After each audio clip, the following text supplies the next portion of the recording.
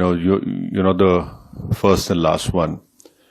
And because of that concern, our government has sent us over here and various delegations comprising of all party members of parliament to different parts of the world, so that the world knows the threat which India has been facing from last so many years. And unfortunately, we have lost huge amount of human lives. Innocent people have been killed. And the fact of the matter is that this problem emanates from Pakistan only. Unless and until Pakistan stops promoting, aiding, sponsoring all these terrorist groups, this issue will not go away. And India has exercised utmost restraint in dealing with this problem. Because if you see on the 9th or 10th of May, when Pakistan unleashed whatever it had, no amount of damage happened in the mainland India. Yes, in the Poonch area, we know what has happened. But the air defense system, what has been said by the government in the media is that all our technology, all our warfare was able to stop whatever was thrown from a failed state like Pakistan. You're absolutely right, a bomb blast took place in Rameshwaram. Those culprits have been caught. And let me also remind you that the 26/11 incident which took place in Mumbai, Ajmal Kasab was caught.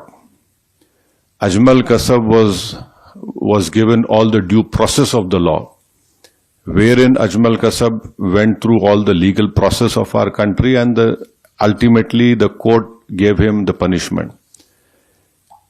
Even after that, the Indian investigators gave all the evidences which was required to the Pakistani government. They had given proofs, audio recordings, and can you believe at that time when this 26/11 incident took place, the Pakistan foreign minister was in India. So this is a state which is not at all connected. It is not at all concerned about the safety and what the message that goes out.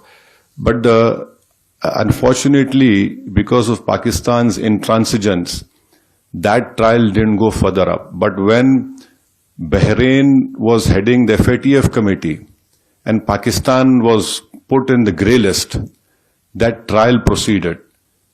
And after that, Pakistan came out of grey list.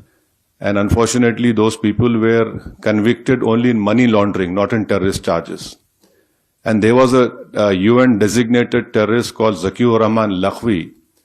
I don't know where in the world the prison system is such that Mr. Zakiur Rahman is a designated terrorist. And by being in prison, his wife gives birth to a child.